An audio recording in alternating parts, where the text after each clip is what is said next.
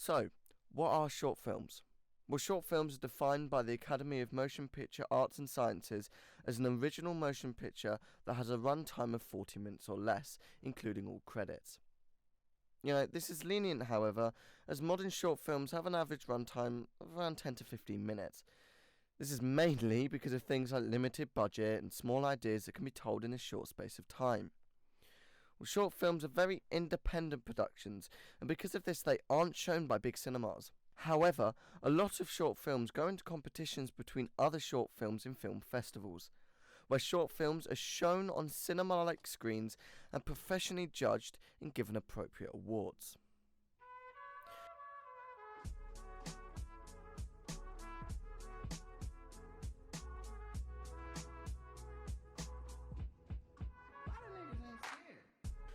So, we've established what a short film is, but how did they start? How did films start, and how did it evolve into what we have now? The first piece of stationary live-action film was an 1890s 50-second film called The Arrival of a Train at La Ciotat. This film revolutionised film and showed us an example of the fact that not only could we now capture images, but we can now capture moving images. 20 years later, we were blessed with films and actors such as Charlie Chaplin. Many people know of this legendary man's comedic performance that changed the way we thought films could be.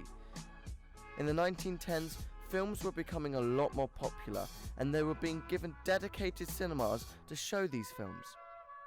Sound wasn't quite perfected though, so a lot of sounds had to be a man performing a song with a piano live while the film played. This was around the time that cameras themselves started to evolve and cuts and editing were introduced.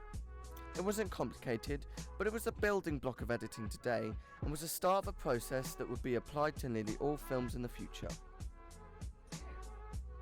In the 1960s, colour started to make an appearance. Examples like Walking in the 60s shows that colour wasn't quite to the level we have today, but it was pretty close. The fact that film was now possible to be shown in colour made the creative film process and viewing a lot more entertaining. However, it also made filming a lot harder, as things that you didn't have to worry about in the past were now something that you had to think about. For example, a lot of special effects used in black and white would now need to be more detailed when it came to colours. Short films at this time weren't really well known, however they would be put as an intermission during the cinema experience, where you could go get food and watch advertisements, or short informative films about various topics. Jumping to the 1980s, short films started to grow and places like the Sundance Film Festival occurred. The Sundance Film Festival was an amazing idea started in Salt Lake City in August 1978 as the Utah/US Film Festival. The Sundance Film Festival is an event in which filmmakers and short filmmakers got together and watched their creations and then were judged to see who was the best independent filmmaker. Not only in this time did the Sundance Film Festival begin, but cameras and cinematography evolved just as much, beginning with black and white cameras with very low resolution and more focused on capturing the action. Once TVs were invented, frames per second came into play. Around this time, the whole world agreed that 25 frames per second would be a suitable rate to capture, as it was the sweet spot of frames, making the picture look smooth and not too choppy. This was mainly because television and most CTR monitors had a refresh rate of 25 frames per second.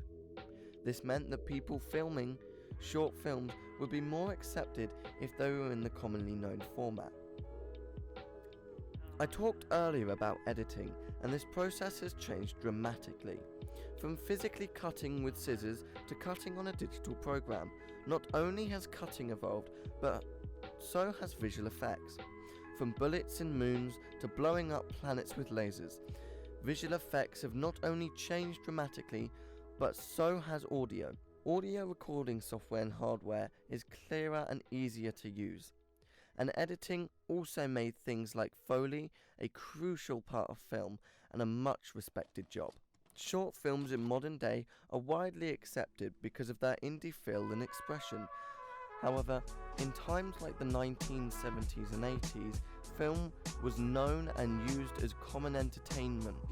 Short films weren't very recognised, nor were they really made much.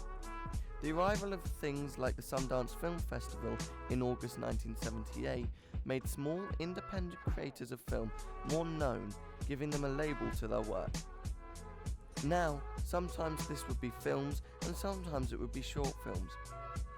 Early in the Sundance Film Festival's appearance, there weren't many short films, but as the years rolled on, this ideal became more popular as they were able to show off the director's skill and artistry without having to subject the audience to long and sometimes confusing films. Short films like this showed that there was an audience for short films, and because of this,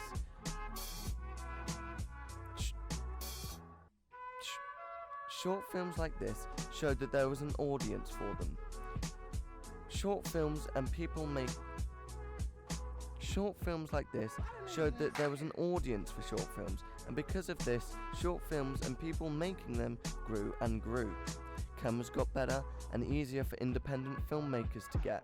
From giant cameras to small but powerful machines of film, cameras were also evolved in the same way that film did. Not only did cameras evolve, but so did the process of editing. From manual cutting the film to create cuts and edits, to the digital cutting we have today. In the 1980s, computers and digital formats of film had just started, so a lot of digital editing was extremely rough and sometimes would look cheesy or bad. However, it was still editing, and no matter how bad it looked, it was evolving, just like the film itself. This way of editing made it easier for independent filmmakers to edit their short films into something that looked good. Short film is now more accessible than ever due to digital platforms like Vimeo and YouTube. People can watch short films without having to go outside their room.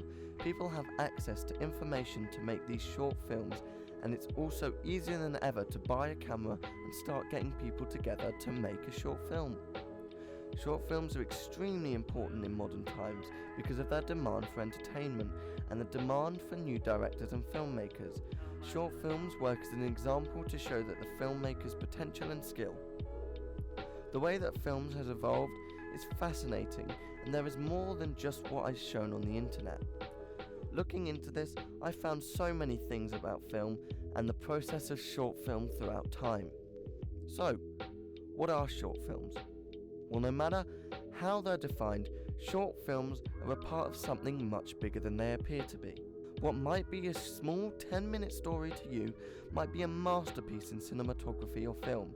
There's no way to tell until it's been made, and due to this art being so open to ideas means that short film will never really be finished, and nor will the people that continue to make it.